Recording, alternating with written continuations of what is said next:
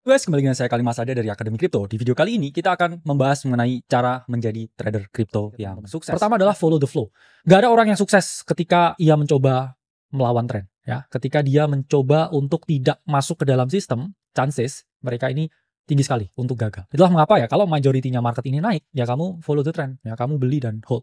Kalau misalkan semua orang ini arahnya akan membeli project AI, ya nggak ada salahnya kamu juga positioning sebelum itu terjadi. Nanti ketika semua orang udah beli, ya kamu bisa merealisasikan keuntungan. Karena hanya institusi yang bisa create a lot of demand. Ini adalah monthly chartnya dari mana? Atau Decentraland.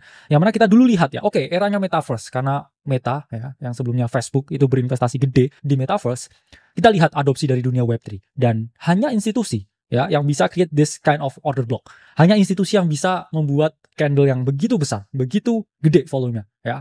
Karena there is no retail ya. Ini move-nya retail nih, kecil-kecil nih. Tapi kalau this kind of order block, millions of dollars or billions of dollars, itu adalah move yang hanya bisa di-create oleh institusi. Jadi fungsi kita dari retail ini adalah mencoba mencari ya kemana arah flow money dari institusi ini. Yang mana kita yakin Q1 2025 ini tetap akan AI atau Artificial Intelligence. Nah, kalau teman-teman mau tahu update tentang naratif di kripto, yang mana kita nggak bisa share di YouTube terus-terusan, karena YouTube juga butuh waktu buat edit, ya, butuh waktu buat tayang dan distribusiin, teman-teman bisa gabung private community kita di Discord, yang linknya ada di bawah. Kita akan share tentang berbagai naratif, kita akan share tentang berbagai ilmu, informasi, edukasi secara gratis buat teman-teman, link ada di bawah. Balik lagi, itulah mengapa saya sangat suka dengan naratif trading. Saya selalu percaya naratif itu base-nya 50% dari kesuksesan kita trading kripto. Dan naratif pun bisa dipecah ya menjadi banyak hal. Dan salah satunya juga ada mindset. Apa itu mindset? Mindset itu adalah seberapa banyak pikiran orang-orang ini terhadap suatu topik tertentu. Jadi teman-teman bisa menggunakan ya platform yang ini berbayar ya, dan berbayar dengan sangat mahal, ratusan juta dalam 1 tahun. Dimana kita bisa menggunakan Kaito untuk mencari topik-topik tertentu. Ini topiknya adalah DeSci ya, Decentralized Science. Yang mana kita tahu ada mindset yang membludak dan ini udah breakout dari previous, dan ya kita bisa spotting oke. Naratifnya akan ke DeSci atau Decentralized Science ya. Sehingga dengan mindset analytics tools yang ya Kaito ini mahal sekali, dan kita nggak hanya Kaito aja ya. Kita miliaran ya setiap tahun subscription-nya yang akan kita share gratis ke teman-teman ya kalau teman-teman member dari Akademi Kripto.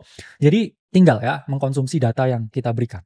Karena kita juga melihat kecenderungan ya dari metadata yang ada untuk mendikte kira-kira kemana naratif kripto yang akan bergerak.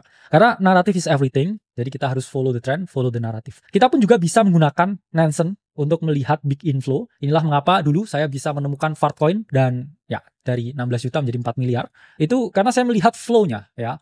Saya melihat oke, ada money flow, oke, ada smart money move di sini yang mana terlihat secara jelas ya. Balik lagi paid platform yang mana teman-teman ya kalau jadi member di Akademi Kripto tinggal menggunakan ya informasi yang kita share di dalam. Jadi big inflow terhadap kontrak tertentu ini bisa dianalisa. Mungkin teman-teman bisa cari ya platform yang gratis meskipun tidak selengkap ya platform-platform yang kita gunakan. Jadi ketika ada hot contracts atau contracts yang diperdagangkan dengan sangat tinggi ya secara on-chain, ini kita bisa langsung ya menyelinap ke dalam kontrak tersebut karena kita tahu bahwa it's a hot topics kontrak tersebut, dan ya kita bisa memperoleh keuntungan bukan hanya puluhan tapi ratusan bahkan ribuan kali lipat. Ini juga ada data ya berbayar dari Stockchain di mana kita harus fokus pada narasi apa yang dibeli. Kalau di kiri ya ini kita bisa melihat selama 7 hari terakhir token yang paling banyak dibeli ya Cerebro, Griffin, ILCH ya, kemudian Fartcoin, ini adalah koin-koin dengan narasi AI agent. Dan sementara yang di kanan, token yang paling banyak dijual yaitu adalah Weave, Grass, Giga, Peanut, Bong, Popcat, dan lain sebagainya. Yang mana itu adalah narasi meme coin dengan tema hewan ya. Ingat ya, trading selalu menggunakan tema-tema ya untuk meme coin. Dari sini kita bisa melihat ya bahwa orang ini udah menjual semua token-token hewan mereka dan mereka membeli AI agent. Itulah mengapa ya Q1 kita sangat confident dengan AI agent yang mana masih bisa ya menjadi hal yang kita pertimbangkan. Jadi ini pun juga data ya dari Stockchain, nggak gratis ya. Kita kelola, kita olah khusus untuk teman-teman di sini. 2 yang ngomongin tentang on-chain, manfaatkan on-chain data. I wish I knew this sooner ketika saya memulai trading crypto dulu. Tapi on-chain data is everything ya. It's like type of the iceberg ketika teman-teman ini hanya charting-charting di trading view. Sementara inside of the iceberg yang mana informasinya ini paling dense, paling padat, paling banyak, yaitu ada di on-chain data. Karena semua transaksi crypto is decentralized ya. Semua bisa dilihat secara transparan di data on-chain. Itulah mengapa ya saya selalu sarankan teman-teman selalu gunakan on-chain data. Nah, banyak tools gratis ya seperti misalkan Arkham. Di sini misalkan kita searching ya, it's a free tools ya di Arkham ini. Teman-teman bisa cari misalkan World Liberty Financial. Apa aja treasury yang mereka hold ya, komposisi koin yang mereka hold, mereka hold AAV. Link. ENA, Ondo. Jadi kita bisa menggunakan ya narasi Trump buy atau koin apa yang dibeli proyeknya Donald Trump untuk ya memperoleh keuntungan ya. Presiden beli, gimana kita nggak mau beli ya. Jadi di sini ya, not financial advice, kita juga bisa memanfaatkan misalkan platform-platform gratis seperti Arkham untuk mengetahui ya kemana arah smart money ini melakukan pembelian yang besar. Kita juga bisa tracking wallet ya, meskipun itu sulit untuk pemula, tapi kita bisa menganalisa menggunakan banyak sekali tools yang mana sekarang banyak juga ya yang gratis yang bisa digunakan. Nah, kita juga bisa memanfaatkan risk level ya on-chain data untuk mengetahui kira-kira kita ini ada di mana ya. Setiap kali merah, it's always been the top of the cycle.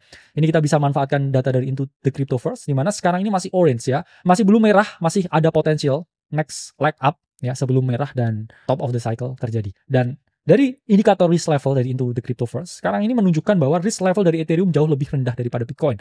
Artinya apa? Secara risiko ini rendah untuk membeli Ethereum. Ada di warna hijau lagi, it's gonna go up again ya, I think Ethereum. Karena ya kita bisa melihat ya, sama seperti ini ketika hijau dia naik, baru ketika merah ya kita mulai waspada. Aktivitas retail pun seperti yang terlihat di XRP ya seperti ini, bisa kita jadikan patokan.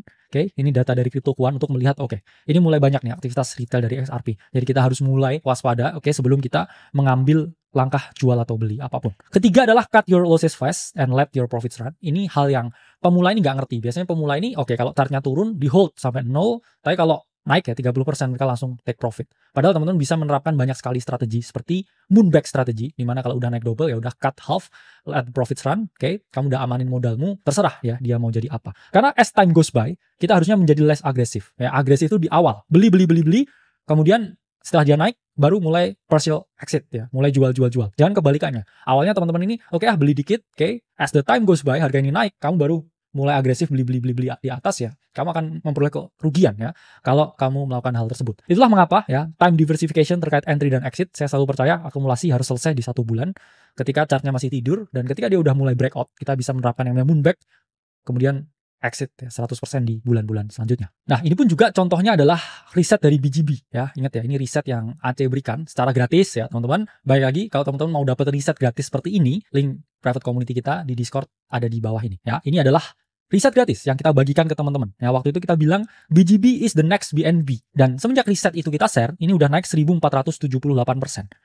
Jadi setelah kita share risetnya 2 minggu kemudian, dia udah naik 100%, sehingga teman-teman bisa moonback and let the profits run. Jadi jangan sampai ya teman-teman kehilangan ya potensi kenaikan yang parabolik ini hanya karena dia udah naik dikit terus teman-teman take profit semuanya. Apalagi di cycle yang panjang seperti ini, teman-teman nggak ada salahnya menerapkan moonback ya, dia naik double, cut half, dan let the profits run. Jadi teman-teman nggak panik melihat drawdown atau koreksi seperti ini karena ya dia akan naik lagi in the end. Inilah sangat penting ya menerapkan yang namanya moonback strategi. Kalau misalkan dia dari sini drop 30%, 20%, it's okay to cut your losses fast and let the profits run. Dan keempat ya, fokus pada contrarian thinking. Kadang banyak sekali noises, banyak sekali suara-suara ya dari mayoritas orang, 97% orang tentang ABCDE. Kadang kita harus melihat two sides of thinking, melihat sisi yang berbeda, sisi yang mana mayoritas orang ini tidak melihat. Karena market ini hanya dimenangkan oleh mereka yang selalu kesepian, mereka yang memilih jalan sendiri untuk sukses. Jadi jangan dengerin temenmu, ya, jangan dengerin saya, bahkan jangan dengarkan siapapun, jangan dengarkan influencer yang mencoba ya membujuk kalian dan lain sebagainya. Kalian harus paham bahwa keputusan di market itu ada di tangan kalian sendiri. Dan mungkin ya kalian memiliki tesis yang lebih benar dari saya atau dari orang lain. Itulah mengapa always takes contrarian side and pahami ya bahwa ada two sides of thinking. Karena in the end ya kita semua ingin memperoleh keuntungan di market.